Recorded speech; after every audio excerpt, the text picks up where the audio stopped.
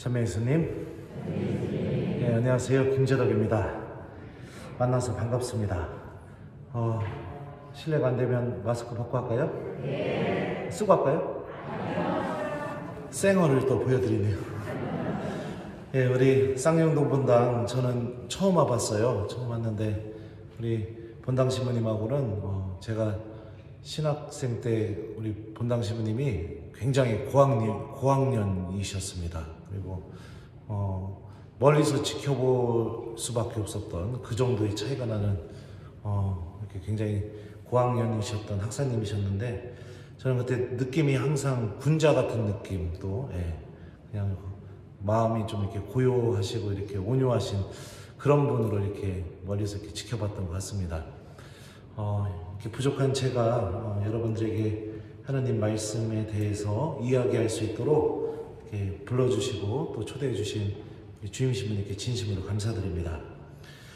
신부님께서 저에게 신약 성경에 대해서 이렇게 특강을 해달라고 했습니다. 그래서 신약 성경이 어떤 책인가, 그리고 우리가 신약 성경을 어떻게 읽고 또 묵상해야 되는가, 그리고 또 신약 성경을 가슴에 담고 살게 되면 우리들에게 어떤 일들이 벌어지는가, 좀 이런 쪽으로 좀 여러분들에게 이야기를 해드리려고 합니다. 신약 성경이죠. 신약. 그러면은 이 약자는 약속을 의미합니다. 그러니까 새로운 약속이 바로 이 신약 성경입니다. 그럼 어떤 약속을 하셨는가? 그 내용이 이 신약 성경 안에 다 담겨 있겠죠. 약속에 대한 특징을 한번 우리 생각해 봤으면 좋겠습니다. 저는 왜 신부님이 되려고 했냐면, 국민학교 때 본당 신부님이 저에게 복사 쓰는데 신부 되면은 신부 되는 해에 한국에서 가장 좋은 자동차를 사주겠다라고 약속을 하셨어요. 그래서 차 받아 먹을 마음에 신부 되려고 이렇게 생각을 했습니다. 그리고 난 뒤에 제가 어떤 생각을 했냐면, 힘들고 어려운 일이 있을 때도 그 유혹도 많았어요. 제가 지금은 신부님이 돼서 얼굴이 이렇게 마탱이가 같지만 배도 나오고, 근데 중고등학교 때만 해도 좀 얼굴이 반반했습니다. 그래서 여학생들 유혹도 많았었고, 그것들을 다 이겨낼 수 있었던 이유 중에 하나가 뭐냐면, 내가 신부님이 되면 그 본당 신부님께서 한국에서 가장 좋은 차를 사주실 거야. 그 약속을 제가 계속해서 기억하고 간직했기 때문에 신학교에 갈 수가 있었겠죠. 그리고 나서 신학교에 간 다음에 제가 부제품을 받고 그 신부님께 찾아갔습니다. 신부님, 한 20년 전쯤에 저에게 제 방에서 이런 약속을 하셨습니다. 그랬더니 그 신부님이 제가 부제인 줄을 모르시고, 아이고 그랬냐고, 그 아이가 이만큼 컸냐고, 그래서 너 그래서 지금 하는 일이 뭐야? 이렇게 물어보시더라고요. 그래서 제가 저 신학교 갔습니다. 그랬더니 눈빛이 좀 확 바뀌시더라고요. 그래서 그럼 언제 신부돼? 그래서 저 지금 부제고 내년에 소품 받습니다. 이랬더니 눈동자가 막 흔들리시는 겁니다. 왜요? 왜 그러실까요? 차를? 한국에서 제일 좋은 차. 그때 당시 한국에서 제일 좋은 차는 뭐였을까요? 15년 전에 에쿠스였습니다. 에쿠스를 사주셔야 되니까. 당신이 약속하셨으니까. 그죠? 그리고 나서 부제 1년을 지내는데 이분이 본당에 무슨 일이 있을 때마다 저를 이제 부르시더라고요. 와서 복사 좀 쓰라고. 그래서 이제 그 본당에 가서 복사도 이렇게 몇 번 섰었어요. 그리고 난 뒤에 기억나는 것 중에 하나가 뭐냐면, 그 본당에 견진성사가 있었는데 그 견진성사 때 복사를 다 쓰고 나서 사제관에서 이제 복사 쓴 신학생들은 저쪽 구석에서 이제 밥을 먹고 있는데, 그 신부님이 저한테 김부제 이리 좀 와봐 하더니, 그때 교구장 주교님이 경감용 주교님이셨어요. 경감용 주교님 아주 장군 스타일이시잖아요. 저를 경감용 주교님 앞에 앉혀놓더니, 주교님, 얘가 그 녀석입니다. 이러는 거예요. 그러니까 경주교님이 딱 쳐다보시면서, 아 그래? 이러시는 거예요. 예전에 주교님이 성소자 없다고 수단과 방법 가리지 말고 꼬시라고 해가지고 제가 얘를 차 사주기를 약속을 하고 꼬셨는데 얘가 벌써 부재가 돼서 내년에 서품을 받는다고 합니다, 주교님. 그랬더니 주교님이 가만히 계시다가 그럼 차 사줘야지 뭐 이러신 겁니다. 그랬더니 그 본당 신부님이 그러신 거예요. 그런데 주교님이 수단과 방법을 가리지 말라고 해서 저는 그 말씀을 듣고 한 거니까 차값의 반값은 주교님이 좀 내주셔야 될 것 같습니다. 그랬더니 이제 경주교님이 내가 왜 내? 막 이러면서 그런 일이 벌어지게 됐습니다. 그리고 나서 저는 그 다음에 사제가 되었고, 그리고 나서 서품제의를 들고 그 본당에 가서 천미사를 했습니다. 천미사 왜 하러 갔을까요? 에쿠스 받으라고. 그랬더니 그 신부님은 너무 기뻐하시면서도 엄청나게 걱정하시면서 그 천미사를 드리셨고, 저는 에쿠스가 아니라 신부님의 사랑을 잔뜩 받고 그리고선 집으로 가게 되었습니다. 제가 무엇을 설명하려고 지금 이 이야기를 하는 것 같아요? 약속이 가지고 있는 힘에 대해서 얘기하는 겁니다. 약속은요, 어떤 특징을 갖고 있냐면 반드시 이루어진다는 그 특성을 갖고 있습니다. 그리고 그 약속이 반드시 이루어진다는 것을 내가 믿고 살아가게 되면 어떤 일이 벌어지느냐? 내 삶 안에 변화가 생기기 시작합니다. 삶의 방향이 바뀌기 시작해요. 이게 약속이 갖고 있는 아주 독특한 힘입니다. 신약 성경이라는 것은 예수님께서 우리에게 구원에 대해서 새로운 약속을 해주신 겁니다. 그리고 이 신약 성경에 담겨있는 모든 말씀은 어떤 말씀일까요? 1번 이루어질 수도 있고 안 이루어질 수도 있다. 2번 반드시 이루어지는 말씀입니다. 몇 번이요? 그렇죠. 반드시 이루어지는 말씀입니다. 그러니까 여러분들이 신약 성경을 읽을 때 가장 중요한 자세가 무엇이냐면 이 말씀이 나에게 반드시 이루어진다고 믿고선 말씀을 읽는 것이 굉장히 중요합니다. 반드시 이루어진다고 믿으려면 제일 먼저 해야 될 게 뭡니까? 기억해야 됩니다. 내가 어떤 내용이 이루어지는지는 제가 알고 있어야 그것이 반드시 이루어진다고 믿을 거 아닙니까? 그죠? 기억하는 습관이 굉장히 중요합니다. 신약 성경은요. 이 말씀이 나에게 반드시 이루어진다는 믿음과 함께 말씀을 기억하고 간직하고 되새기고 끊임없이 내가 꺼내서 계속해서 몇 번이고 반복해서 보는 습관을 갖는 것이 굉장히 중요해요. 말씀을 그렇게 대하기 시작하게 되면 그 사람 안에서 어떤 변화가 일어나게 되느냐? 마치 자동차 사준다는 약속이 수많은 여학생들의 유혹을 다 물리치게 만든 것처럼, 그리고 저의 삶의 방향에 명확한 목표가 생기게 되고 나는 신부님이 될 거야. 내가 이렇게 못났어도 나는 신부님이 되고 싶어. 희망을 갖게 되는 그런 일들이 벌어지게 됩니다. 제가 고등학교 때 저희 성당에서 학생회가 있었어요. 학생회. 그 학생회에서 제가 그 회장을 했었습니다. 무슨 회장을 했냐면 꼴통 클럽 회장을 했었어요. 꼴통 클럽. 근데 제가 그때 친했던 친구들하고 우르르 몰려다니니까 저 꼴통들 해가지고 자연스럽게 꼴통 클럽이 맺어지게 된 거예요. 처음으로 그 녀석들한테 제가 제 꿈을 이야기했었어요. 나 신부님 되고 싶어. 그랬더니 그 소리를 들은 친구 중에 한 명이 저한테 뭐라고 한지 아세요? 네가 신부 되면 나는 교황이다 이러더라고요. 말도 안 되는 소리 하지 마라 이렇게 얘기했었죠. 말도 안 되는 상황 속에서도 약속이 반드시 이루어진다는 믿음을 갖고 있으면 여러분들 절대로 흔들리지 않고 그 약속이 지향하는 대로 계속해서 걸어나가게 되는 그런 일들이 벌어지게 되는 겁니다.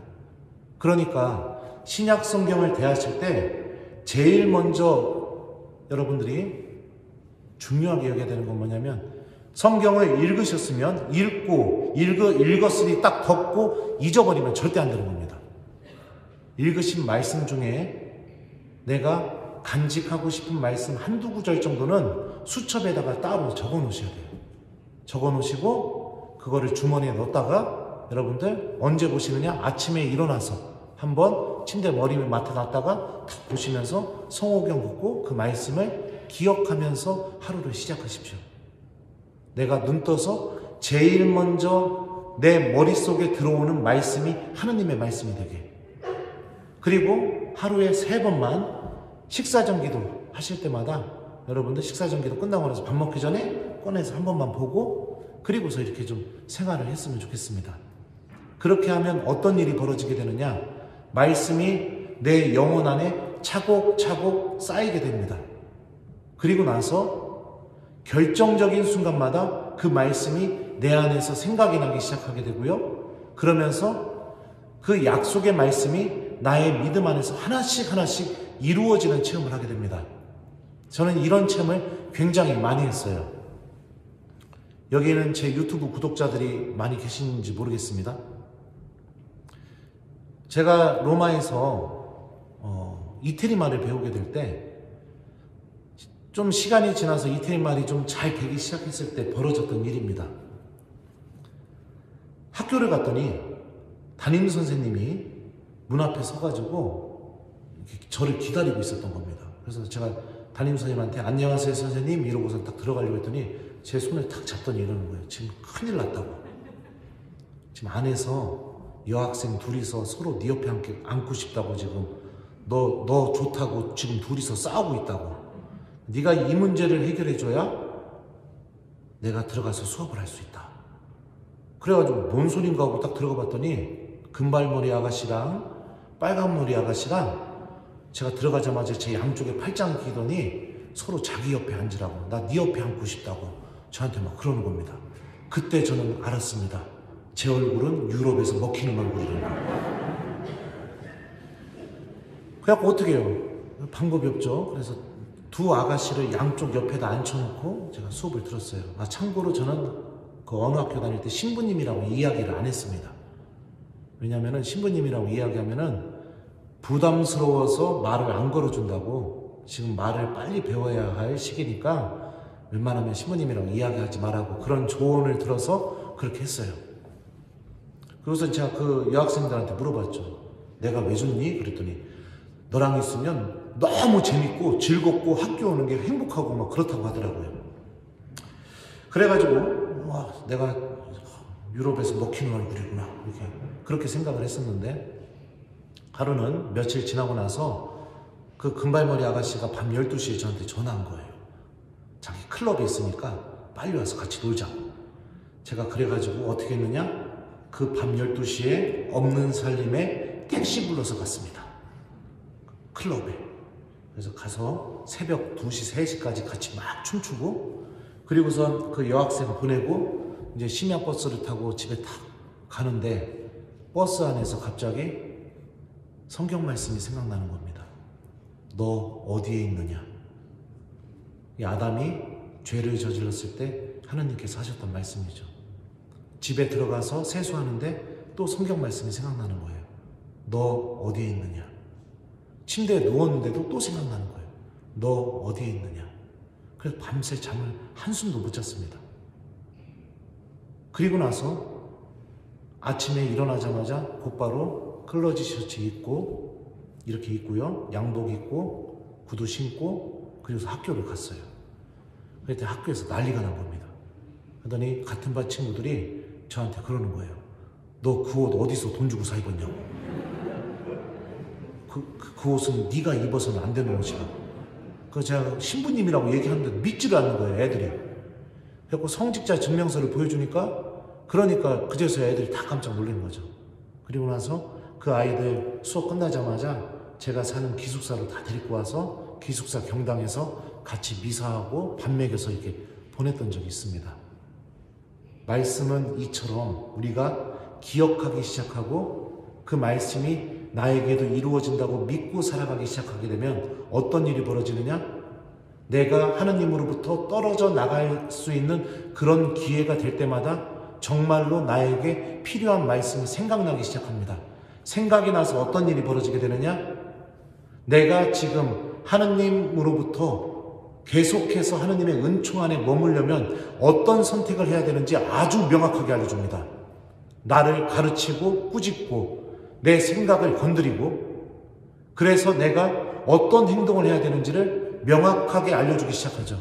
이게 말씀이 내 안에서 활동하기 시작하고 내 안에서 힘을 드러내는 방법입니다. 그래서 제가 마치 내가 사제인데 내가 지금 어디서 기쁨을 얻고 있나?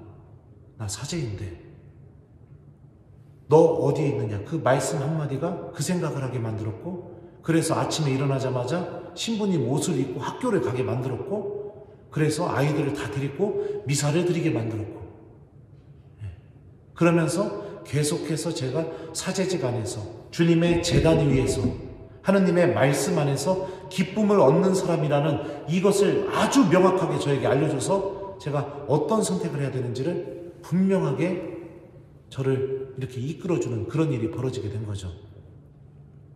하느님의 말씀은 여러분들 그렇게 대하는 겁니다. 약속, 반드시 이루어질 말씀. 그래서 나의 삶이 여러분들 성경책, 그 성경책이 하느님의 말씀입니까? 그 글자가 하느님의 말씀이에요? 거기 쓰여진 거 그대로가 하느님의 말씀이에요? 절대 아닙니다. 그 성경책 안에 담겨져 있는 그 메시지가 하느님의 말씀이고, 그 말씀이 나에게 들리기 시작해서 나를 변화시키고, 그래서 내 삶이 계속해서 하느님의 말씀이 이루어지는 살아있는 구원의 역사가 되게 만드는 게 진짜 성경을 읽는 사람의 모습이고, 그리고 그런 내 삶이 살아있는 성경책이 되게 하는 게 이게 정말로 하느님의 말씀을 묵상하는 이들 안에서 벌어지는 일들입니다. 하느님의 말씀을 이렇게 읽으셔야 돼요.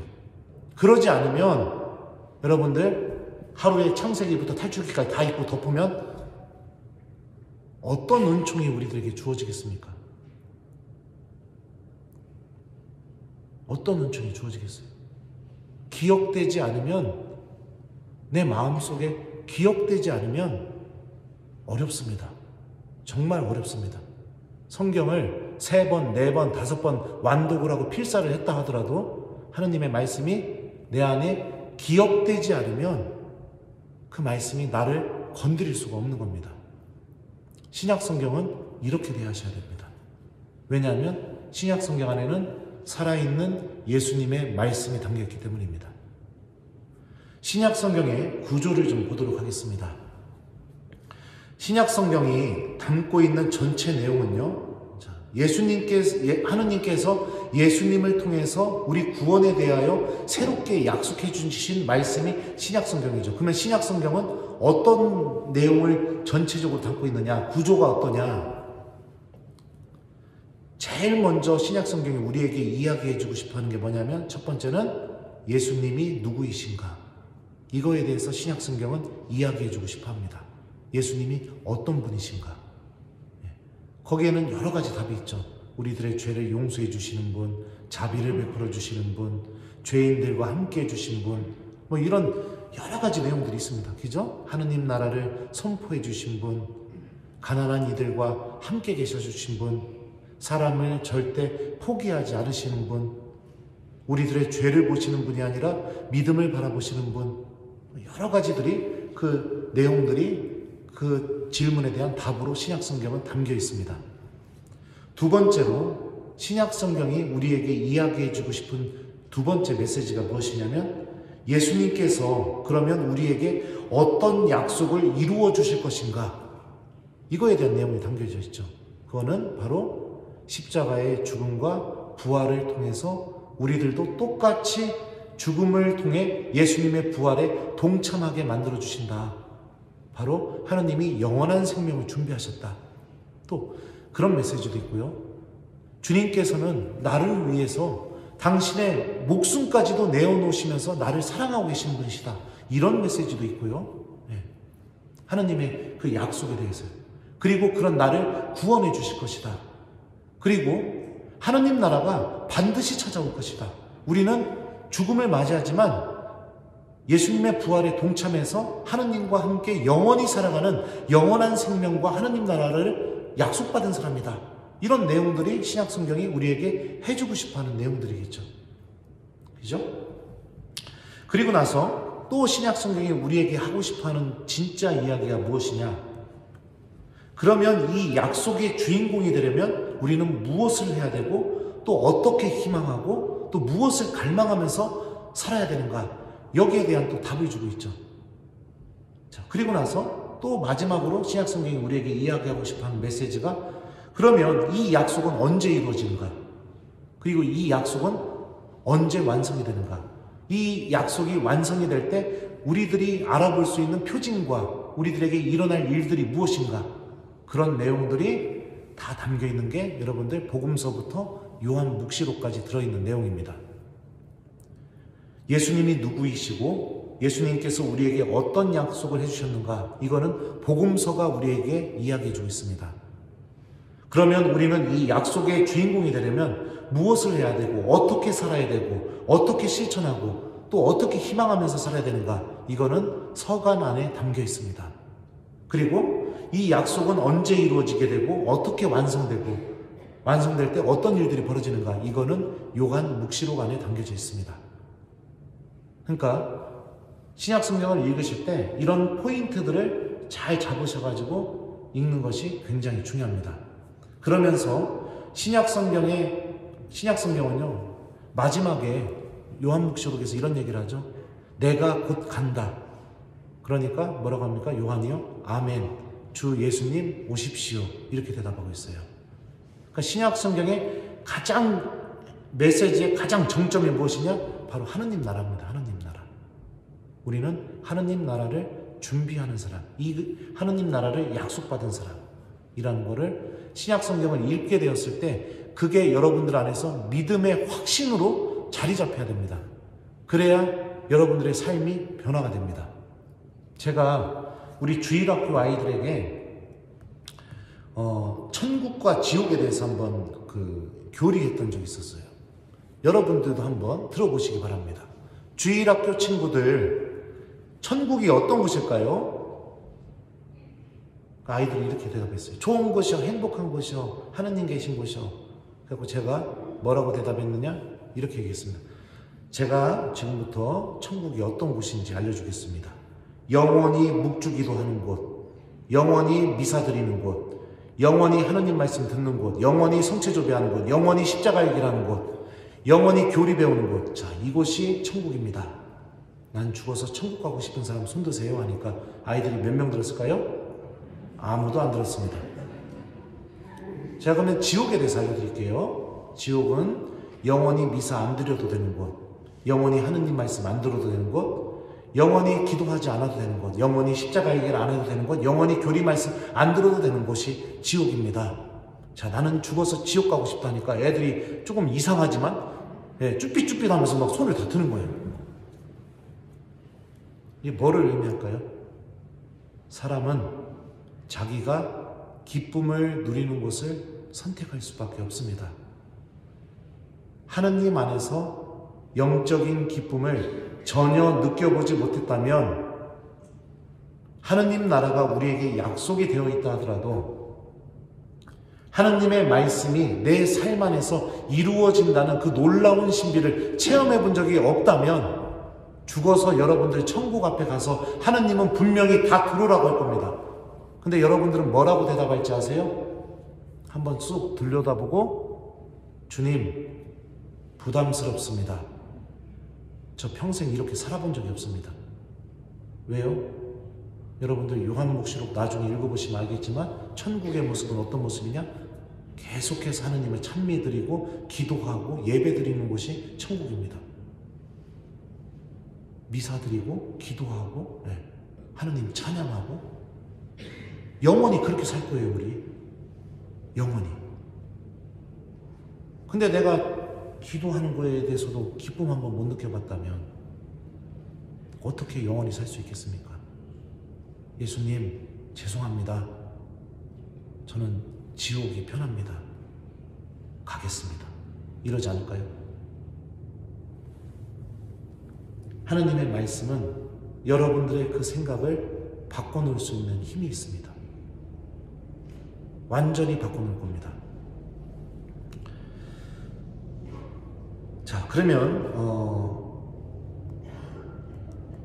이번 시간에는 제가 이제 말씀의 중요성, 하느님 말씀은 어떻게 돼야 되는지, 약속의 의미, 신약 성경의 전체적인 메시지와 구조 이런 거에 대해서 지금까지 말씀을 드렸어요. 근데 1시간 안에 이 신약 성경 전체를 다 강의할 수는 없어요, 솔직히. 그래서 일단은요, 여러분들, 공관복음서는요, 마테오복음서, 마르코복음서, 루카복음서를 공관복음서라고 합니다. 그 이유는 하나의 사건을 볼 때 마테오복음서, 마르코복음서, 루카복음서를 서로 비교하면서 읽어야 된다고 해서 공관복음서라고 해요. 한 가지만 예를 들어보면 마테오복음서에 보면은요, 마지막 예수님의 승천 장면 때 제자들이 예수님을 만나고, 마테오복음 마지막 장면이 있습니다. 예수님께 엎드려서 경배합니다. 그런데 거기에 복음서에 뭐라고 표현이 됐냐면, 그러나 더러는 의심하였다 라고 이렇게 표현이 되어 있어요. 근데 그리스어 원문을 직역하면 더러는이 아니라 그들은 의심하였다 이렇게 번역이 됩니다. 제자들 모두가 다 의심하고 있었던 거예요. 근데 마테오의 예수님은 제자들이 의심하는 걸 전혀 문제 삼지 않습니다. 의심하고 있는데 곧바로 뭐라고 말씀하시냐면, 나는 하늘과 땅의 모든 권한을 받았다. 너희는 가서 아버지와 아들과 성령의 이름으로 세례를 주고 내가 너에게 가르친 것을 모두 지키게 하여라. 이렇게 말씀하셔요. 근데 그 마테오복음과 병행구절, 똑같은 이야기를 담고 있는 마르코복음서를 보면은요, 어떻게 하느냐? 마르코복음서의 예수님은 제자들이 불신하고 있는 것, 제자들이 의심하고 있는 것에 대해서 꾸짖기 시작하십니다. 혼내셔요. 그러니까 마테오복음의 예수님은 똑같은 장면에서 제자들을 혼내지 않는데, 마르코복음의 예수님은 제자들이 의심했다고 막 혼내십니다. 그러면은 고민을 할 수 있죠. 왜 마테오복음서는 제자들이 의심하는 것을 예수님이 혼내지 않고 있고, 오히려 의심하는 제자들에게 정말로 중요한 일을 맡기고 있고, 마르코복음서의 예수님은 제자들을 혼내고 있는데 왜 마테오복음서의 예수님은 왜 혼내지 않으실까? 이런 의문이 생기기 시작합니다. 이거에 대한 답이 뭐냐? 마테오복음서 마지막 구절이 있습니다. 보라, 내가 세상 끝날까지 언제나 너희와 함께 있겠다. 이 말씀은 마테오복음에만 있는 말씀이에요. 마르코복음에는 없어요. 왜 마테오복음의 예수님이 제자들의 의심을, 제자들의 부족함을, 완벽하지 못한 믿음을 꾸짖지 않았느냐? 왜 그러느냐? 예수님이 세상 끝날 때까지 그런 제자들하고 계속해서 같이 있을 거니까. 그러니까 제자들이 의심하고 부족하고 넘어지고 믿음이 없어도 그게 예수님한테 문제가 안 됩니다. 그런 제자들하고 예수님이 세상 끝날까지 계속 같이 있을 거니까. 이게 마테오의 신학입니다. 이거는요, 여러분들, 마르코복음과 비교했을 때 자연스럽게 우리가 왜라고 이렇게 생각할 수 있고요. 그러면서 자연스럽게 우리가 이 말씀 안에 담겨져 있는 메시지를 알아들을 수 있습니다. 공관복음서는 이렇게 보는 겁니다. 같이. 그래서 성경을 펼치시면 마태복음을 펼치시던, 마르코복음을 펼치시던, 루카복음을 펼치시던, 성경을 보신 분들은 아시겠지만 성경 그 사건의 제목이 있고 제목 옆에 가로 열고 마르코복음 몇 장 몇 절, 그 다음에 가로 열고 루카복음 몇 장 몇 절, 이게 써 있어요. 그게 뭐냐? 찾아서 비교하라는 뜻이에요. 자, 공관복음서를 어떻게 읽고 묵상해야 되는지에 대해서는 제가 천안 용국동 성당에서 그 주제로 강의를 해서 제 유튜브에 올려놓았습니다. 그래서 그거를 좀 여러분들이 궁금하시면 시청해 보시면 좋을 것 같아요. 그래서 그 예제를 하나씩 다 들어줬어요. 이렇게 비교하는 겁니다. 그리고 복음서를 볼 때는 이런 식으로 우리가 메시지를 찾아내는 겁니다. 그 영상 제목이 어떻게 하면 어떻게 신약 성경을 묵상해야 할까요? 이런 제목으로 제 유튜브에 올려놓았습니다. 그래서 한번 보시면 좋을 것 같아요. 유튜브 얘기를 하니까 제가 갑자기 유튜브가 커져가지고 부담이 너무 큽니다, 지금. 심지어는 천안역에서 담배 피우고 있는데 어떤 알지도 못하는 교우가 저한테 인사하고 가더라고요. 그래서 큰일 났구나, 망했구나. 그래서 너무 부담이 돼서 유튜브를 없앨까 지금 계속 고민하고 있는데, 기다리고 있는 교우들이 너무 많아가지고 없애지도 못하고 참 이거 어떻게 해야 되나 참 고민입니다. 그래서 용기를 내서 소심하게 여러분들에게 한 가지 청을 올립니다. 구독과 좋아요 부탁합니다. 농담이에요. 농담입니다. 자, 그래서 이번 시간에는 신약 성경의 대부분을 차지하고 있는 바오로 서간에 대해서 좀 더 여러분들에게 많이 좀 이야기해주고 가는 게 좋겠다 생각해서 제가 좀 바오로 서간을 좀 많이 준비해 왔어요. 왜냐하면 복음서에 대해서는 우리가 매일 강론 때도 듣고 익숙한데 바오로 서간에 대해서는 좀 어렵기도 하고 힘들기도 하고, 그래서 바오로 서간을 우리가 어떻게 읽어야 되는가, 이렇게 그거를 좀 이야기해주면 우리 쌍용동 교우들이 참 좋아하겠다 이런 생각이 들어서, 왜냐하면 복음서에 대해서는 제가 이미 영상을 올려놨으니까 보시면 좋을 것 같고요. 초대 교회의 모습이 어떠했는지 바오로 서간을 읽으면 그 초대 교회의 모습을 우리가 다 볼 수가 있습니다.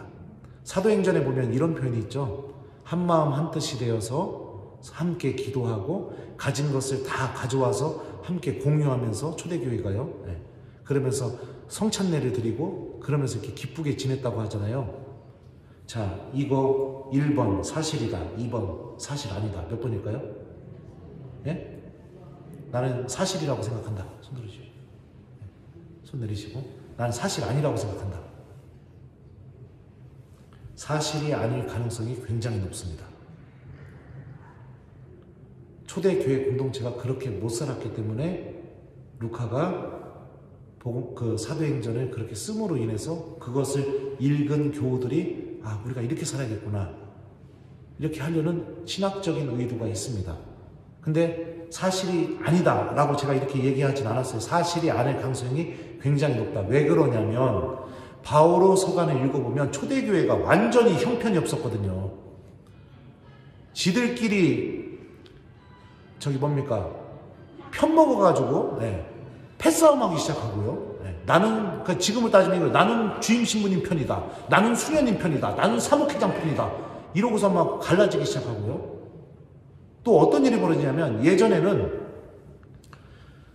미사를 드리기 전에 초대교회에서 어떤 일이 벌어지냐면 집에서 먹을 걸 다 가지고 왔어요. 가지고 와서 미사 전에 사랑의 나눔의 식사를 했습니다. 그리고 나서 빵을 나누는 성찬례를 거행했어요.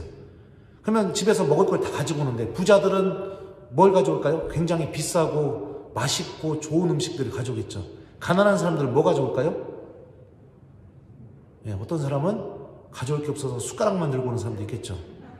그러면 어떤 일이 벌어졌느냐? 부자들끼리 밥 먹고, 그 다음에 적당히 사는 사람들끼리 밥 먹고, 숟가락만 가져온 가난한 신자들은 그냥 숟가락 빨면서 그 쳐다보고만 있고, 이런 일들이 벌어진 거예요, 초대교회 안에서.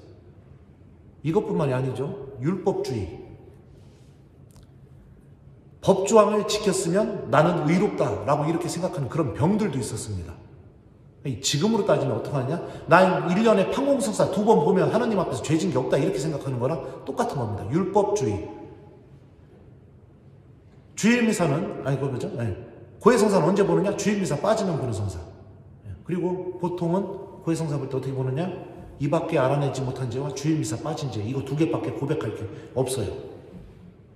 주일미사 빠진 죄와 이밖에 알아내지 못한 죄, 이거 외에는 고백할 게 없어요. 지금으로 따지면 이런 율법주의, 내가 규칙만 어기지 않았으면, 고해성사 보아야 할 조항만 어기지 않았으면 나는 아무 문제 없다 라고 이렇게 생각하는 그런 병에도 걸려 있었어요, 초대교회가. 그것뿐만이 아니죠. 바오로 서간을 읽어보면 여러분들, 바오로 사도가 항상 자기를 소개할 때 어떻게 하냐면 사도인 나 바오로가 이 표현을 계속 씁니다. 자, 이 표현을 왜 썼을까요? 1번, 사람들이 바오로 사도를 사도로 사랑해 줬기 때문에. 2번, 아무도 바오로 사도를 사도라고 인정하지 않았기 때문에. 몇 번일 것 같아요? 아무도 바오로 사도를 사도로 인정하지 않았습니다. 생각해 보세요, 여러분들. 지난달까지만 해도 천주교 신자들 다 박해하다가 갑자기 하느님 만났다고, 예수님 만났다고 그러고서 복음 전하는 그 바오로 사도를 여러분들 마음으로부터 받아들일 수 있을 것 같습니까? 예를 들어서 여러분들 성당 다닌다고 제가 바오로라고 생각해 봅시다. 여러분들 애들 다 잡아다가 감옥에 쳐놓고서 막 그렇게 괴롭혀갖고 상처 준 사람이 어느 날 갑자기 제대 위에 올라와서 저 회개했습니다, 이러면 여러분들이 그게 용서가 될 것 같아요? 1번 된다, 2번 안 된다. 몇 번이요? 몇 번이요? 신부님한테 거짓말하면 3년 동안 재수없고 하던 일도 안 되고요. 자녀들 대학 다 떨어지고 직장도 되지 않습니다. 자, 몇 번이요? 네, 그렇죠. 그게 그런 갈등들이 있었어요. 그리고 어디 가나 유다인들의 반대가 있었었고요. 초대교회 공동체는요. 그리고 또 이단으로부터의 그 위협도 있었습니다. 이단으로부터의 위협. 그러니까 오늘날 신흥 종교들이 하느님 말씀 가르쳐 준다고 하면서 막 마치 거기가 올바르게 성경을 해석하는 것처럼 이야기를 해줍니다. 그런데 교우 여러분들, 성경은 해석하는 게 아닙니다. 이거를 명확하게 하셨으면 좋겠어요. 하느님 말씀은 해석하는 게 아닙니다. 하느님 말씀은 나를 움직이게 만드는 게 중요한 겁니다. 머리로 명확하게 이해하고 알고, 이거는 전혀 여러분들을 구원시키는데 아무 도움이 되지 않습니다. 그 명확한 증거가 누굴까요? 바리사이들과 율법학자들입니다. 하느님의 말씀에 대한 아주 해박한 지식을 갖고 있었지만 마르코 복음서에서요, 마테오 복음서에서, 근데 자꾸 바오로서만 얘기해야 되는데 재미있나요? 들을만해요? 네. 고마워요. 마테오 복음서에서 예수님이 그 얘기를 해요. 이스라엘 집안에 길 잃은 양들에게 가라. 심지어 어떤 여인이 자기 딸 마귀 들렸다고 고쳐달라고 하니까 나는 오직 이스라엘 집안에 길 잃은 양들에게 파견되었을 뿐이다. 이렇게 얘기해요. 이게 무엇을 얘기합니까? 이스라엘 집안, 하느님을 알고 있는 사람, 근데 길 잃은 사람들, 하느님에 대해서는 알고 있는데 믿음이 없는 사람들, 이 이스라엘 집안에 길 잃은 사람들이죠. 그 사람들이 누구보다 구원에서 더 멀리 있다? 마귀 들린 딸보다 구원에서 더 멀리 있는 거죠. 그러니까 예수님이 우선적으로 선택한 게 하느님에 대해서는 아주 익숙하고 잘 알고 있는데 믿음이 없는 사람들, 하느님의 말씀이 그 사람의 삶을 눈꽃만큼도 움직이지 못하게 만드는 사람들, 그런 사람들이 마귀 들린 딸보다 구원에서 더 멀리 있으니까 예수님이 나는 오직 이스라엘 집안에 길 잃은 양들에게 파견되었을 뿐이다 라고 얘기하시겠죠. 그렇죠? 논리적으로 따져보면 예수님이 우선적으로 선택하는 사람은 구원에서 가장 멀리 있는 사람을 선택할 테니까요. 하느님의 말씀은 해석하고 공부하고 이해하는 것이 아닙니다. 그거는 학자들이 하는 겁니다. 하느님의 말씀은 여러분들 나를 움직이게 만들어야 됩니다. 밥 먹을 때요, 밥상을 이렇게 딱 차려놓습니다. 그러면은 여러분들 밥 먹을 때 반찬 다 분석하고 먹습니까? 이 고춧가루는 어디서 왔고, 여러분들 밥 먹을 때요, 이 배추는 어느 땅에서 자랐고, 이거 다 공부해가지고 밥 먹어요? 그렇게 해서 밥 먹으면 밥이 맛있을까요? 1번 맛있다, 2번 맛없다. 몇 번이요? 밥 먹을 때 어떻게 해요? 그런 거 생각 안 하고 그냥 먹잖아요. 먹으면은 어떻게 됩니까? 아, 맛있다. 맛있으면 어떡합니까? 아, 이거 또 먹고 싶다 하면 어떻게 해요? 친한 사람들 얘기해가지고 또 데리고 가서 그 집 가서 또 먹습니다, 밥을. 말씀이 이런 일이 벌어져야 돼요. 해석하고 이런 게 아니라 나를 움직여서 내 안에서 말씀이 주는 맛, 말씀의 기쁨을 막 느끼게 되면 어떤 일이 벌어지느냐? 내가 마치 맛집으로 다른 사람들 데리고 가는 것처럼 다른 사람들도 이 말씀의 신비 안에 내가 초대하는 일이 벌어지게 됩니다. 제가 우리 본당 처음 왔을 때 주일미사 참석률이 230명, 참석자 230명, 240명 이랬어요. 저 냉담자 찾기 운동도 안 했거든요. 그냥 교우들에게 하느님 말 강론하고요, 강론 때마다 꼭 이거 실천합시다 이러면서 강론했거든요. 지금 저희 본당 지난주에요 440명 됐습니다. 440명. 평일 미사가 지금 130명이 넘게 나와요. 아무것도 안 했는데 교우들이 말씀 안에 담겨져 있는 맛을 느끼기 시작한 거죠. 제가 냉담자들 돌아와가지고, 제가 냉담자 찾기 운동도 안 했는데 면담할 때 한번 물어봤어요. 왜 성당 오셨어요? 그냥 지금까지 편안하게 사셨는데 성당 나오기 시작하면 다시 또 주일마다 또 나와야 되고 이거 삶이 참 고달플 것 같은데 왜 오셨어요? 이렇게 물어봤더니 그분이 굉장히 놀라는 말 얘기하더라고요. 친한 사람이 자꾸 자기한테 와서 미사 한 번만 가자고, 한 번만 가보자고 너무 즐겁다고, 너무 행복하다고 그 얘기를 하는 거예요. 그래가지고선 그 소리에 혹해서 몇 번 나와보니까 미사가 너무 기쁘고 즐겁더래요. 참 제가 제 입으로 제 자랑하는 것 같아서 참 환장하겠습니다. 지금 그런 일이 벌어지고 있어요. 지금. 네. 이런 일들이 벌어지게 해야 되는 거예요.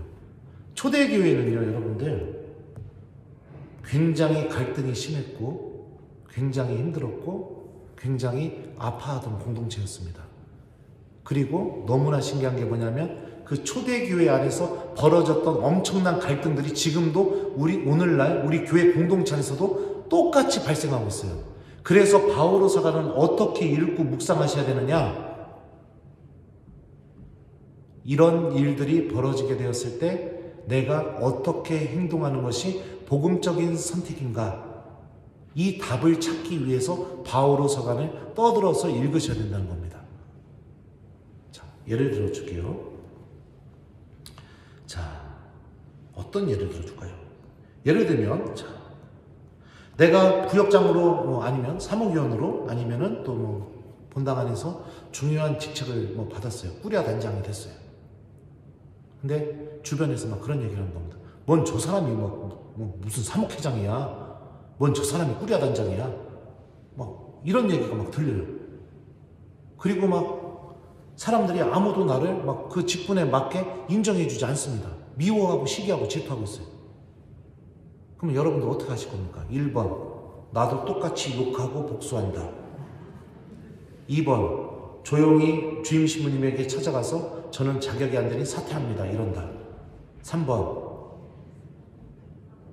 이게 답인데. 3번, 하느님께서 나에게 주신 이 부르심 안에 분명히 은총이 있다는 것을 믿고 기도하면서 이겨낸다. 몇 번일 것 같아요? 네, 내가 답 얘기했잖아요. 바오로 사도가 코린토 교회에서 어떤 일이 벌어졌냐면 코린토 교회를 찾아갔더니 당신이 무슨 사도야 이러면서 내쫓은 거예요. 바오로 사도를 엄청나게 상처를 받은 거예요. 그리고 나서 편지를 씁니다. 이 코린토 이서거든요. 물론 이서전에 또 편지를 하나 썼는데 이런 신학적인 중요한 것들은 중요하지 않아요. 그러니까 신학적인 것들은 여러분들은 내가 어쩔 때 바오로서간을 떠들어서 읽어야 되는지 이것만 이해하시면 됩니다. 그러니까 내가 세운 교회에 찾아갔더니 신자들이 당신이 무슨 사도야 당장 가 막 이래가지고 내쫓아 버렸어요. 그리고 나서 쓴 편지가 코린토 2서인데 거기서 바오로 사도가 이 이야기를 합니다. 우리는 이 보물을 질그릇 속에 지니고 있습니다. 그 엄청난 힘은 하느님의 것으로 우리에게서 나오는 힘이 아님을 보여주려는 것입니다.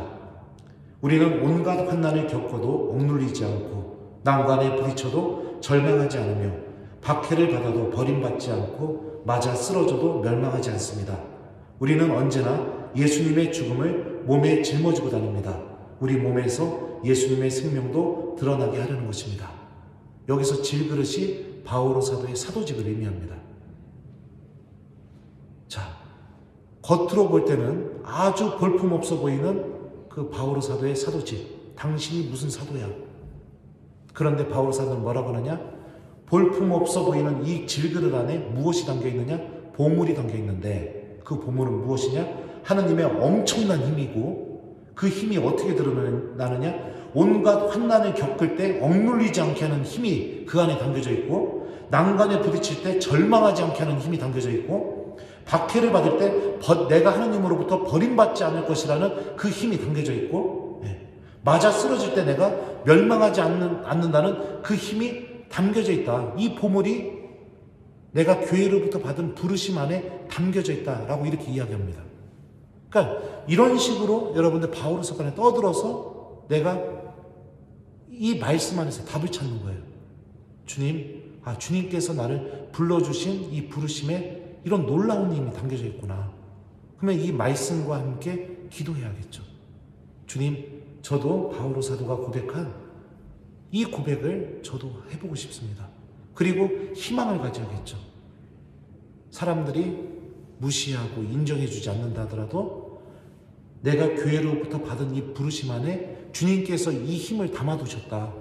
나에게만 주시려는 아주 특별한 은총을 주시기 위해 나를 이렇게 부르셨다.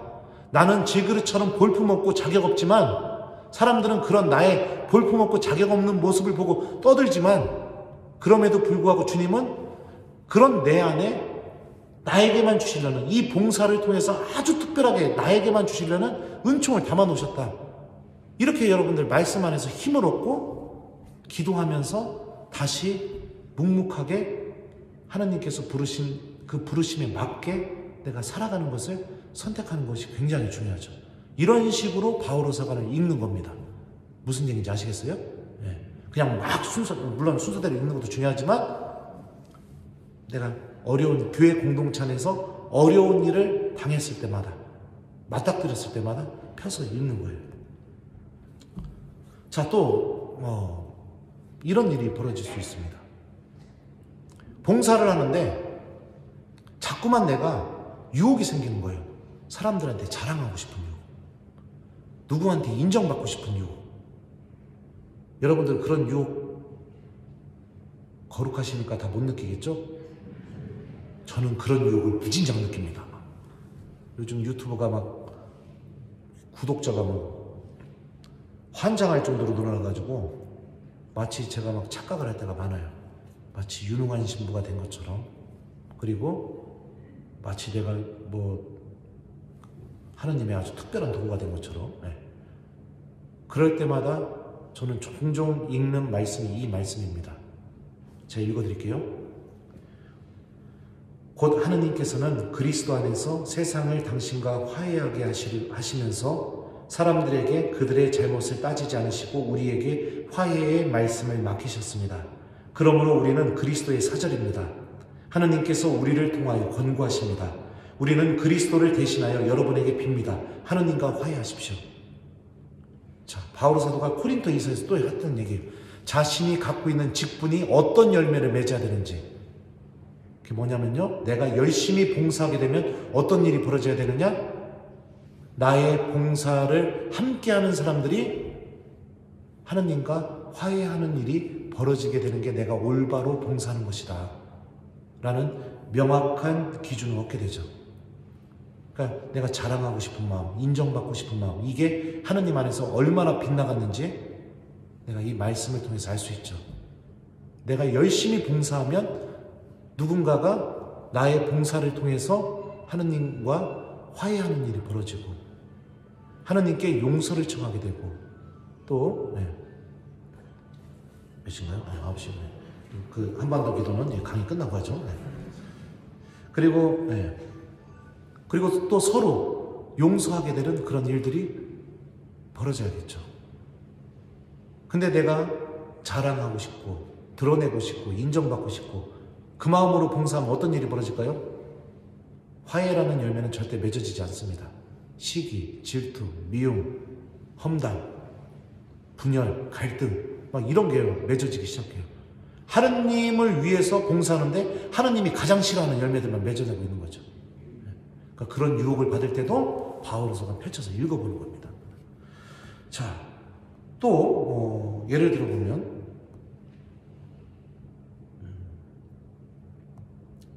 너무 많이 써와가지고 어떤 거를 읽어줄까 지금 고민하고 있습니다. 자, 또 그런 것도 한번 보죠. 자, 잠시만요.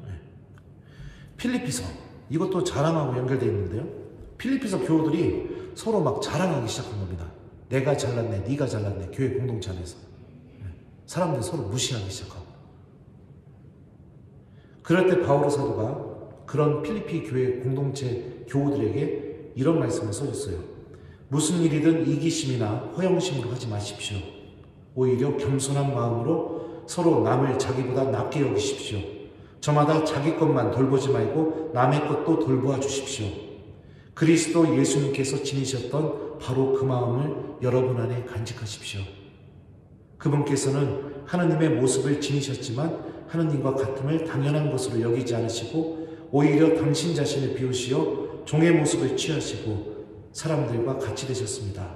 이 그리스도 참가입니다. 이거. 그러니까 이기심이나 허영심, 드러내고 싶은 마음, 뽐내고 싶은 마음, 이런 마음을 갖고 있는 교우들에게 어떻게 하냐? 예수님의 마음을 간직하십시오 라고 바오로 사도가 이야기하고 있죠. 그러니까 너무 잘난 체하는, 누군가 잘난 체하고 막 그러잖아요. 그러면은 여러분들이 카톡으로 보내주세요. 이 필리피서 이 말씀 2장 3절부터 5절이니까요. 하면서 보내주세요. 정신 차리게. 그러니까 하나님의 말, 바오로서가 이런 식으로 있는 겁니다. 예수님께서 지니셨던 마음, 그게 뭐죠? 바닥까지 낮아지는 마음, 우리를 살리기 위해서 끝까지 당신 자신을 비우시는 마음, 내가 그 마음을 갖고 살아가는 게 교회 안에서 올바른 신앙생활을 하고 있는 거죠. 하나님 나라를 올바로 준비하고 있다는 표징인 거죠. 예전 전권당에 있을 때 냉담자 찾기 운동을 했었어요. 제가 냉담자 100명 넘게 회도시킨 신부예요. 물론 우리 교우들이 다 해냈지만, 봉성체 중에 길을 가고 있는데 어떤 자매님 한 분이, 제가 이제 신부님 옷을 입었으니까 저를 보면서 신부님이셔요? 이러는 거예요. 근데 저는 그분을 처음 봤거든요. 그래서 우리 교우세요? 그랬더니 탁 등을 돌리더니 이렇게 또 가는 거예요. 아니, 다른 본당 교우인가? 이러고서 이제 가는데 저한테 그러는 겁니다. 저 멀리서 몇 발짝 가고 나서 차 한잔하고 가실래요? 이러는 겁니다. 그래서 제가 그 집에 갔습니다. 차 마시러, 공성체 중에. 갔더니 예전에 있던 신부님 욕을 바가지로 하는 겁니다. 내 앞에서. 그럼 어떻게 욕을, 제 앞에서 막 예전에 계셨던 신부님 욕을 바가지로 하는데 내가 어떻게 해야 될지 모르겠더라고요. 그래서 어떻게 했느냐? 무릎을 꿇고 자매님 앞에서 용서해달라고 청했습니다. 사죄들이 많이 부족합니다. 자매님 용서해 주십시오. 자매님 냉담 풀고 나오시면 제가 열심히 살아서 자매님 상처받은 마음보다 더 기쁜 마음 만들어 주겠다고. 그러니까 냉담 풀고 나와달라고. 그 무릎 꿇고 그렇게 얘기하니까 그 자매님이 갑자기 벌떡 일어나더니 막 제 손을 붙잡고, 신부님 일어나세요. 신부님 왜 무릎을 꿇으시냐고. 성당 나갈게요. 이렇게 되는 겁니다. 그리고 나서 그 다음 주에 교중미사 때 뒤에서 입당 딱 하는데 여기 신부님 입당하는 옆에 라인에 앉아가지고 저 입당하는 손을 막 흔드는 거예요. 자기 왔다고. 예수님께서 지니셨던 마음, 우리들의 봉사가 이런 봉사가 되어야겠죠. 그러니까 여러분들, 바오로서가는 이렇게 내가 자주 이렇게 케이스 바이 케이스로 찾아서 읽어보면서 내가 이런 마음을 가져야지. 맞아, 내가 요즘 자꾸 남들한테 내 자랑만 하고 있는데 이거 읽어보니까 이기심이나 허영심으로 일하지 말라고 했는데, 예수님의 마음을 간직하라고 했는데, 이러면서 그 말씀이 자연스럽게 내 마음 안에 자리 잡게 만들고, 그래서 그 말씀이 나를 움직이게 만드는 겁니다. 이렇게 읽으셔야 돼요. 바오로서가. 아셨죠? 재밌죠? 별로 재미없나요? 네. 그 거짓말 진짜예요? 네, 그럴 줄 알았어요. 자, 또 보면은요, 그런 것도 있습니다. 어떤 분들은 하나님 안에서 살아가면서 자기가 하나님과 관계 맺는 방법을, 아예 그 영적인 능력을 잃어버린 분들이 있어요. 아까도 얘기했지만 그런 분들의 대표적인 모습 중에 하나가 고해성사입니다. 여러분들 고해성사를 잘 성찰해보면, 내가 고해성사 준비하는 모습을 성찰해보면 내가 하느님과 어떤 관계를 맺고 있는지가 명확히 드러납니다. 명확히 드러나요. 왜요? 아담과 하와가 처음에 죄졌었을 때 처음으로 한 행동이 뭐죠?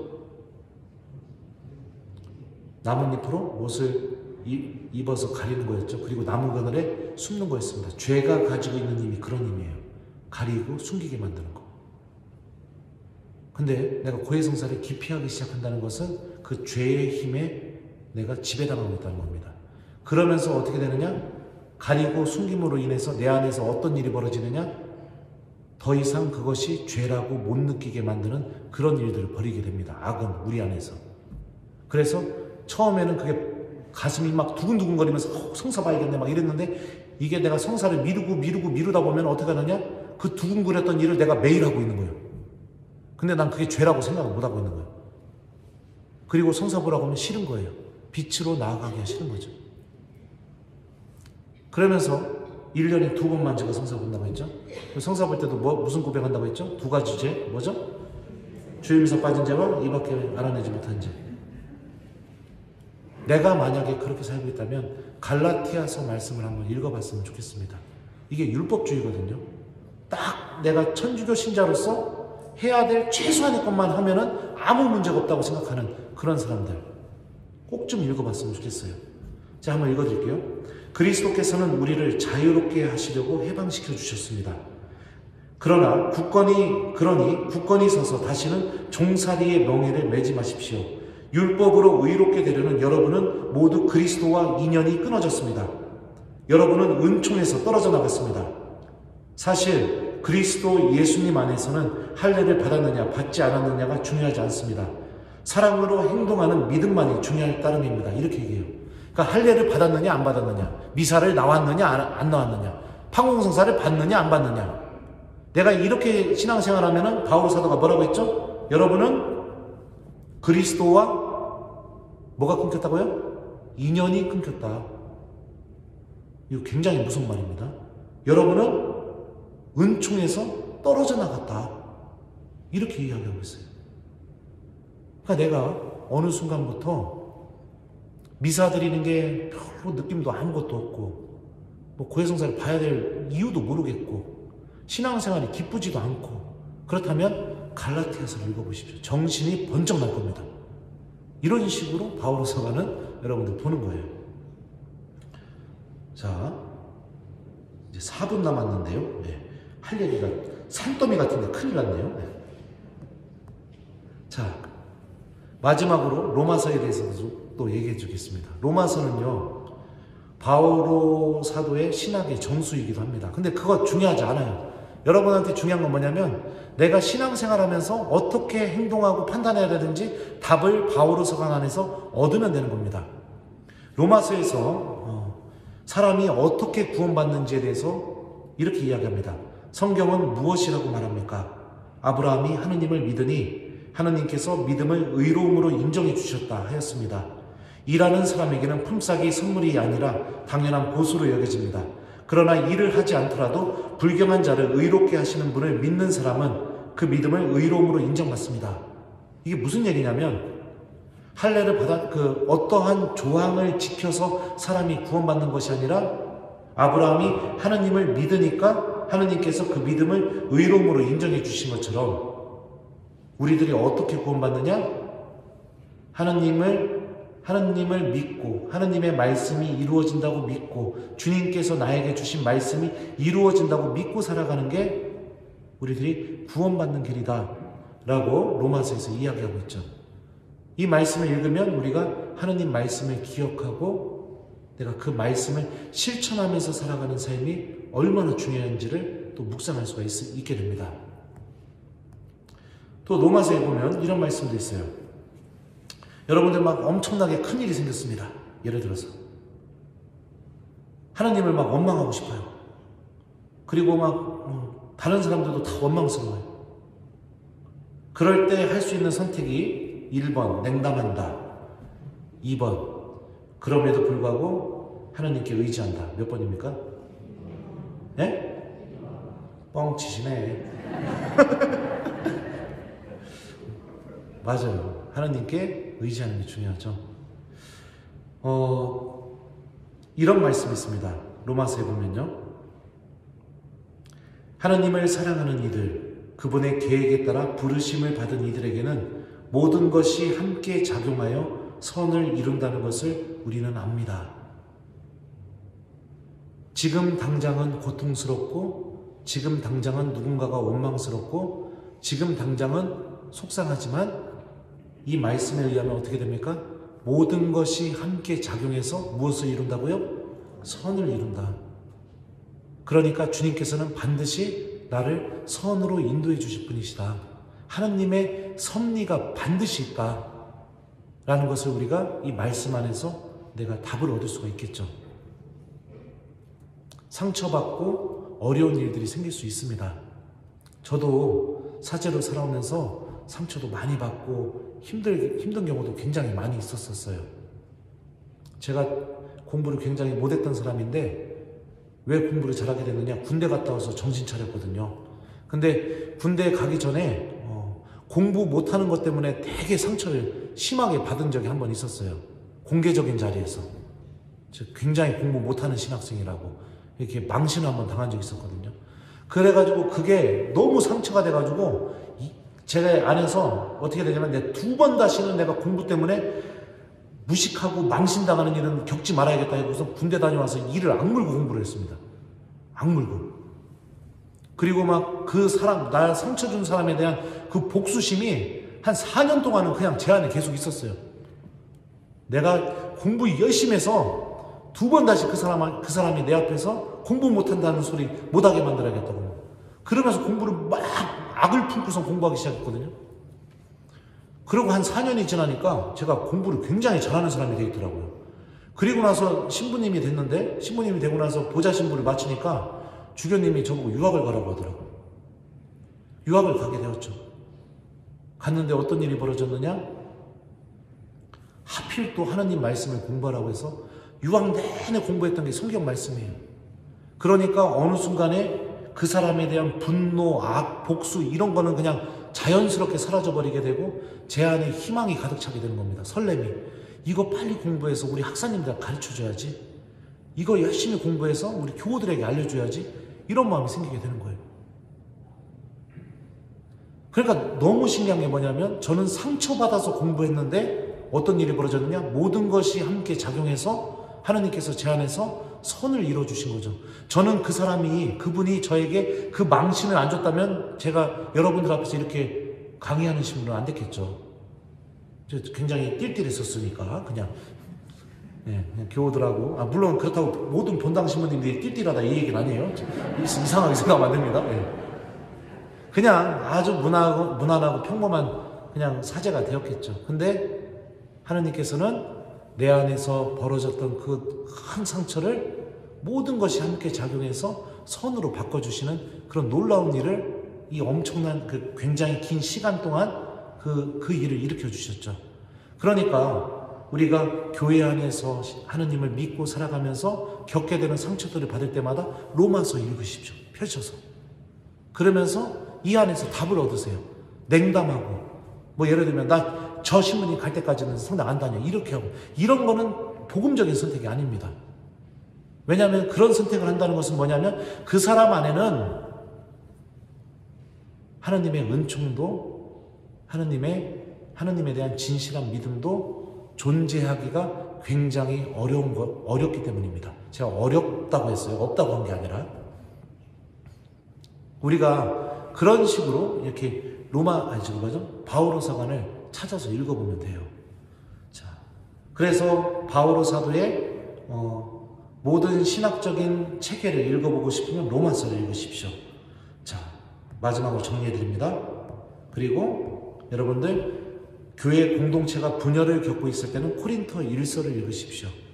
우리 프레시리움이 자꾸 분란이 일어나고 아니면 우리 구역몸이 자꾸 안 되고 있고 이러면 코린토 1서 안에서 답을 찾으십시오.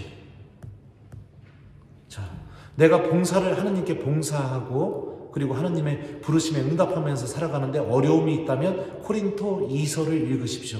그 안에서 답을 찾으셨으면 좋겠습니다.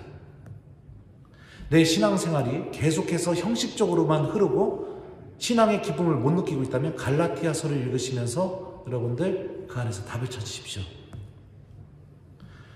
하나님의 사랑, 하나님이 나를 얼마나 사랑하시는지 그리고 내가 교회 안에서 얼마나 소중한 존재인지를 체험하고 싶다면 에페소서를 읽으십시오. 에페소서 이야기도 있고 재밌는 이야기 있는데 특히 부부 사이에 갈등을 겪고 있다면 에페소서 5장을 한번 읽어보십시오. 5장을. 자, 그리고 자꾸만 내 안에서 자랑하고 싶고 무엇인가를 드러내고 싶고 인정받고 싶은 마음이 자꾸 나를 흔들고 그것 때문에 내가 주변 이웃들과 자꾸 다툼을 겪게 되고 미움의 열매를 맺고 있다면 필리피서를 읽어보십시오. 이렇게 한 번에 요약해주는 신부님 없습니다. 자, 자꾸 이 잘못된 가르침들, 전보로 가고 싶고, 어디가 용하다는 소리에 막 내가 혹해지고 있고, 또 막 어떤 데 가면은 막 성경을 너무 막 해석을 잘해준다. 근데 거기가 우리 천주교는 아니고, 그래서 거기 가볼까 말까 이런 유혹이 생긴다면 콜로새서를 읽어보십시오. 콜로새서는 그릇된 가르침에 대해서 우리 교회 천주교 신자들이 어떻게 행동하고 판단해야 되는지 그 내용이 담겨져 있어요. 하느님 나라를 어떻게 준비해야 되는지 그것을 알고 싶다면 테살로니가 1서와 2서를 읽어보십시오. 예수님의 재림에 관련된 내용입니다. 자, 그리고 이거는 우리 주임 신부님이 읽어보시면 참 좋을 것 같아요. 교회 봉사자들을 뽑을 때 어떤 기준으로 뽑아야 되는지 티모테오 1서에 나와 있습니다. 자, 한번 끝내야 되는데 5분만 더 해도 되죠? 끝낼까요? 그래요. 자, 여기서 보면은 교회 봉사자들 그 감독, 주교님을 뽑을 때 이 자격 조건을 바오로 사도가 이렇게 얘기해놨어요. 뭐라고 했냐면 이 말은 확실합니다. 어떤 사람이 감독 직분을 맡고 싶어 한다면 감독은 주교를 의미합니다. 근데 우리가 주교님뿐만이 아니라 교회 봉사자들에게 해당되는 거죠. 훌륭한 직무를 바라는 것입니다. 그러므로 감독은 나무랄 데가 없어야 하고 한 아내에 충실한 남편이어야 하며 절제할 줄 알고 신중하고 단정하며 손님을 잘 접대하고 또 가르치는 능력이 있어야 됩니다. 술꾼이나 남북한 사람이 아니라 관대하고 온순하고 돈 욕심이 없으며 자기 집안을 잘 이끌고 아주 품위 있게 자녀들을 순종하는 사람이어야 합니다. 자기 집안을 이끌 줄 모르는 사람이 어떻게 하느님의 교회를 돌볼 수 있겠습니까? 여기서 감독의 조건이 뭐죠? 성실한 가장, 그리고 이웃들에게 베풀 줄 아는 마음, 성실한 신앙인. 이게 감독의 조건입니다. 내가 교회 안에서 특별한 부르심을 받을수록 정말로 중요한 게 뭐냐? 내가 한 명의 아주 성실한 신앙인으로 살아가는 게 굉장히 중요한 겁니다. 예를 들어서 제가 사제라고 해서 기도 안 해도 되고, 사제를 해서 성체조배 안 해도 되고, 이러면 큰일 난다는 겁니다. 어떤 직분을 받든지 간에 아주 성실한 신앙인이 되는 거. 이게 교회 봉사자들의 자격 조건이에요. 그러니까 내가 본당 신부님이 나를 이것 좀 봉사하십시오 이렇게 해갖고 내가 응했다면 어떻게 되느냐? 티모테오 1서를 읽으시면서 내가 어떻게 이 봉사를 잘해야 되는지 답을 찾으셨으면 좋겠습니다. 티모테오 2서는 그리스도인들의 유능함, 우리 천주교 신자들의 그 유능함이 어디에서 나오는지를 얘기해줘요. 읽어드릴게요. 성경은 그리스도 예수님에 대한 믿음을 통하여 구원을 얻는 지혜를 그대에게 줄 수 있습니다. 성경은 전부 하느님의 영감으로 쓰인 것으로 가르치고 꾸짖고 바로잡고 의롭게 살도록 교육하는 데 유익합니다. 그리하여 하느님의 사람이 온갖 선행을 할 능력을 갖춘 유능한 사람이 되게 해줍니다. 신앙인의 유능함은 하느님의 말씀에서 나온다고 알려주고 있죠. 돈을 잘 쓰는 게 유능함도 아니고요.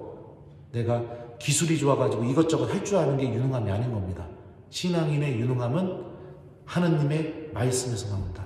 그분의 말씀이 나를 꾸짖고 바로잡고 교육하고 그 안에서 신앙인의 유능함이 나온다. 특히 봉사자들이 한번 읽어보면 참 좋을 것 같아요. 티토서는 또 우리 감독의 역할, 주교님의 역할인데요. 이거는 주교님이 읽어보시면 될 것 같습니다. 근데 여기 보면은 못 사는 사람들 꾸짖고 혼내라고 되어 있습니다. 그래서 때로는 혼낼 줄도 알아야죠. 그리고 필레몬서, 도망친 오네시모스에 관련된 이야기예요. 이 짧은 이야기가, 도망친 종의 이야기가 왜 신약성경에 들어갔을까요? 왜냐하면 교회가 어떤 모습인지를 이 필레몬서, 이 짧은 서간이 알려주고 있어요. 옛날에 종이 도망쳐 갔다가 잡히게 되면 어떻게 되느냐, 십자가형에 처형돼서 죽었습니다.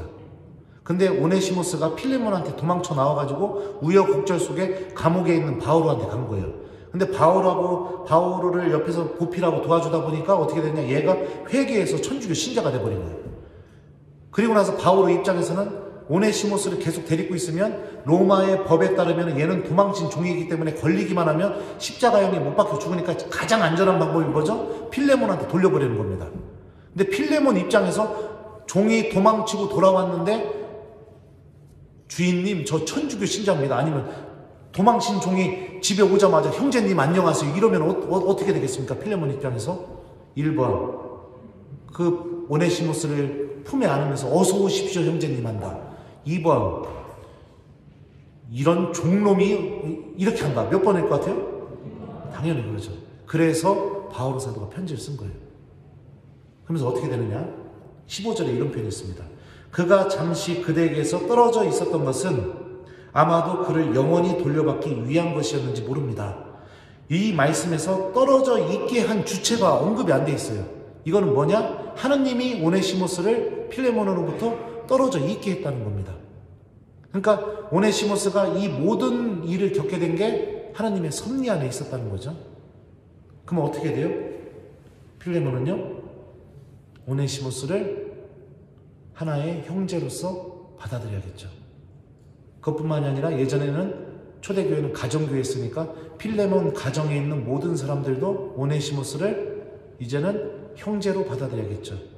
교회는 모든 신분적인 차이가 극복되고 하나님에 대한 믿음 안에서 누구나 다 형제로 받아들여질 수 있는 장소가 교회다. 이거를 설명해 주고 있는 겁니다. 필레몬서가. 그러니까 교회 공동체 모습이 어떠해야 되는지 묵상하기에 아주 좋은 거죠. 오늘날 교회 안에서도 뭐 여러 가지 보이지 않는 계급들이 있죠. 돈 잘 쓰는 신자, 돈 안 쓰는 신자부터 시작해서 잘 사는 신자, 못 사는 신자, 이런 것들이 구분지어져서는 안 된다는 겁니다. 우리 교회 공동체 모습이 믿음 안에서 모든 사람들을 다 형제로 받아들일 수 있어야 된다. 모든 갈등이 극복되는 장소가 이곳에 오면 모든 갈등이 다 극복되어야 된다. 이것을 묵상하기에 아주 좋은 서간입니다. 자, 그래서 바오로 서간에 대해서 좀 이렇게 해드렸는데, 자, 어떻게 재미가 있었나 모르겠습니다. 그래서 한번 이렇게 여러분들 잘 바오로 서간 안에서 내가 답을 찾는다. 바오로 서간은 교회의 갈등과 어려움에 대해서 답이 담겨져 있는 답지다. 이렇게 생각하시면서 이렇게 좀 찾아서 읽어보시면 좋을 것 같습니다. 그래요. 그리고 이제 저기 요한 묵시록에 대해서도 얘기를 해드리고 싶은데, 뭐 나중에 혹시라도 제가 불러주시면 그때는 또 요한 묵시록에 대해서도 한번 하면 좋을 것 같습니다. 하나님의 말씀이 제가 여러분들 얘기했던 것처럼 여러분들의 생각을 바꿔놔야 됩니다. 사람은 생각이 바뀌게 되면 뭐가 바뀌죠? 행동이 바뀝니다. 행동이 바뀌면 뭐가 바뀔까요? 삶이 바뀌게 됩니다. 그게 하나님의 말씀을 우리가 읽고 묵상하는 이유입니다. 양을 채우려고 하지 마시고 주님의 말씀을 읽을 때마다 기억하고 간직하십시오. 그리고 하나님의 말씀 안에서 답을 찾으십시오. 답을 찾았다면 주님께서 도와주신다는 믿음과 함께 미련해 보인다 하더라도 그 말씀을 그대로 실천해 보십시오. 그렇게 될 때 말씀이 내 안에서 주시는 영적인 기쁨이 무엇인지를 아주 명확하게 체험하게 되면서 엠마오로 가던 제자들이 가슴 속에서 주님께서 말씀하실 때 그 말씀이 속에서 타올랐다고 했잖아요. 그 타오르는 체험이 무엇인지를 여러분들도 느끼게 될 겁니다. 지금까지 부족한 강의 들어주셔서 진심으로 감사합니다. 자, 그러면은 마침 기도할까요? 성부와 성자와 성령의 이름으로 아멘. 주님께서 여러분과 함께 전능하신 천주 성부와 성자와 성령께서는 여기 있는 저희 모두에게 강복하소서. 성부와 성자와 성령의 이름으로 아멘. 감사합니다.